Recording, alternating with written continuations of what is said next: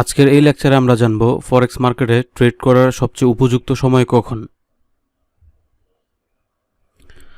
The right time for forex trading. এই বিষয়ে ভিন্ন ট্রেডারের ভিন্ন মতামত রয়েছে।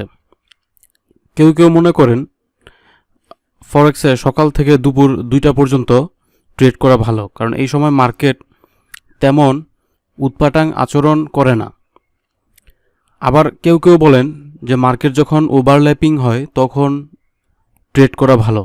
আবার কারো কারো মতে সপ্তাহে 3 দিন ট্রেড করা ভালো।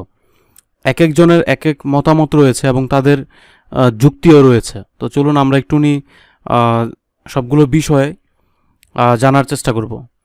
তো প্রথমত হচ্ছে ফরেক্স মার্কেটের যেই 5 দিন যে মার্কেট ওপেন থাকে, তো 5 দিনের 24 ঘন্টায় আমরা যে কোনো সময় ট্রেড করতে পারি।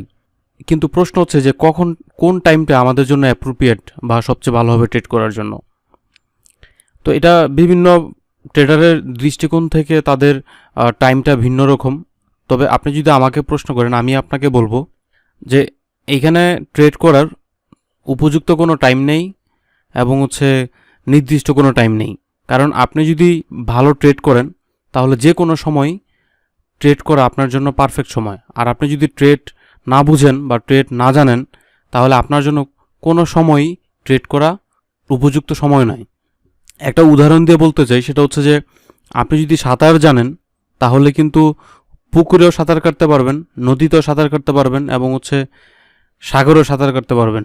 কিন্তু আপনি যদি সাঁতার না জানেন তাহলে হয়তোবা আপনি গলা পানিতেই আপনার জন্য অনেক ভয়ের কারণ হয়ে যেতে পারে।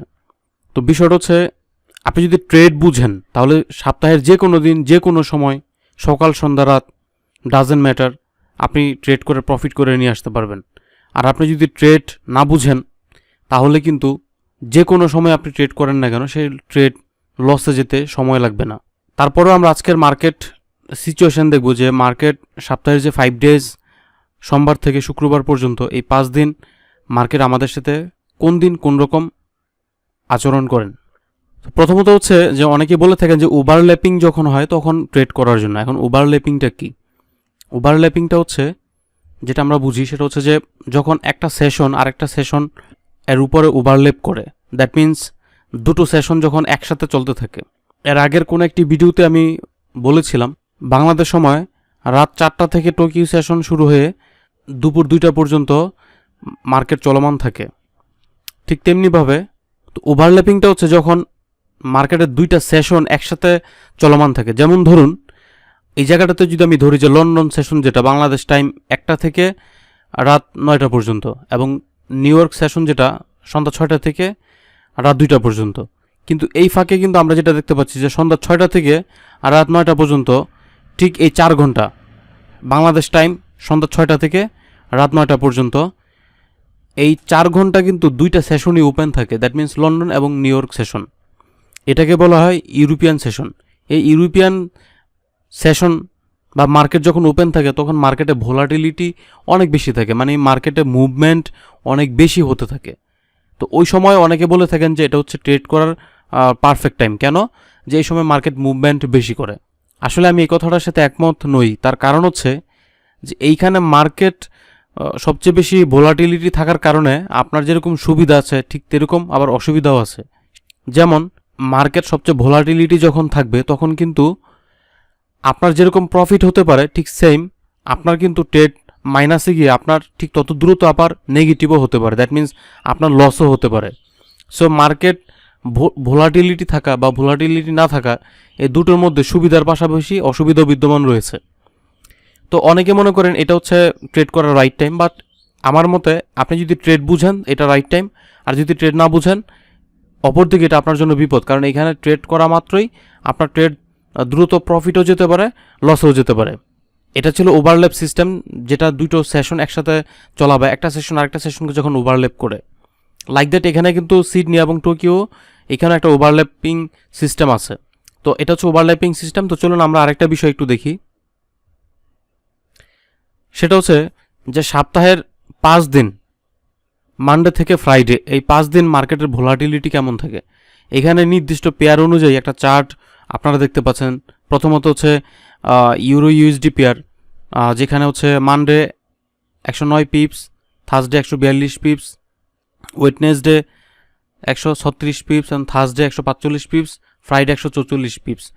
তো এখানে দেখা যাচ্ছে যে মঙ্গলবার থেকে বৃহস্পতিবার এই 3 দিন মার্কেটে ভোলাটিলিটি সবচেয়ে বেশি থাকে। সো অন্যান্য পেয়ারের ক্ষেত্রেও এই 3 দিন মার্কেটে ভোলাটিলিটি সবচেয়ে বেশি থাকে। তো অনেকেই মনে করেন যে এই 3 দিন হচ্ছে ট্রেড করার রাইট টাইম। সো আমি আমার মতামত আপনাকে একটু আগেই দিয়েছি যে আপনি যদি ট্রেড করতে পারেন, আপনার জন্য যে কোনো দিন ট্রেড করার জন্য পারফেক্ট টাইম। বাট আপনি যদি ট্রেড না বুঝে করেন বা ট্রেড বুঝতে না পারেন, তাহলে যে কোনো দিন আপনি ট্রেড করলে বিপদে পড়বেন। মার্কেট যত বেশি ভোলাটিলিটি থাকবে তত বেশি আপনার সুবিধা আছে প্লাস অসুবিধা আছে। এখন প্রশ্ন হচ্ছে যে আপনি কোন পেয়ারে ট্রেড করবেন, কারণ নির্দিষ্ট টাইমে নির্দিষ্ট পেয়ার খুব ভোলাটিলিটি বেশি থাকে এবং কম থাকে। এই বিষয়টা আমরা যখন টেকনিক্যাল অ্যানালাইসিস করব তখন এই বিষয়টা নিয়ে আরও ডিটেলস আপনাদেরকে বলবো। আজকে জাস্ট এতটুকু বলে রাখছি, সেটা হচ্ছে যে দিনের নির্দিষ্ট টাইম নির্দিষ্ট পেয়ার ভোলাটাইল থাকে। যেমন ধরুন ইউরো ইউএসডি পেয়ার যখন নিউ ইয়র্ক সেশন চালু থাকে তখন এটার হাফ ডাউন অনেক বেশি থাকে।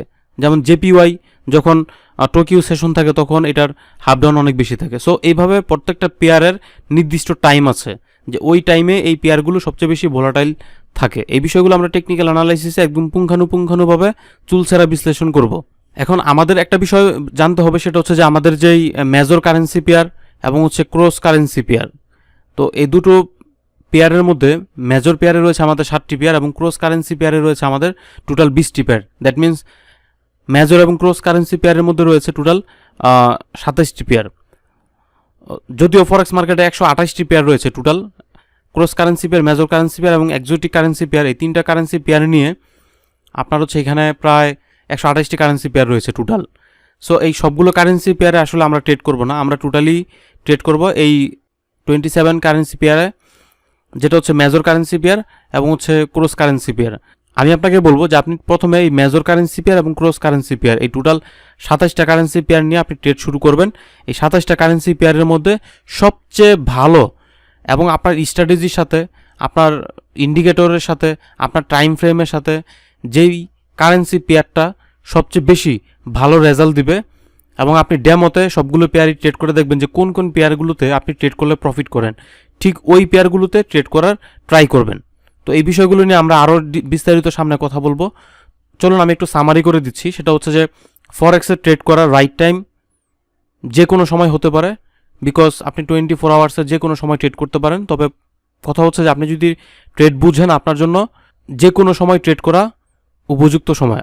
আর আপনি যদি ট্রেড না বুঝেন তাহলে যে কোনো সময় ট্রেড করলে আপনি মাইনাসে যেতে পারে আপনার ট্রেড। সো ফরেক্স ভালোভাবে শিখতে হবে, ভালোভাবে বুঝতে হবে, ভালোভাবে জানতে হবে, তাহলেই আপনি এখানে প্রফিট করতে পারবেন। Thank you.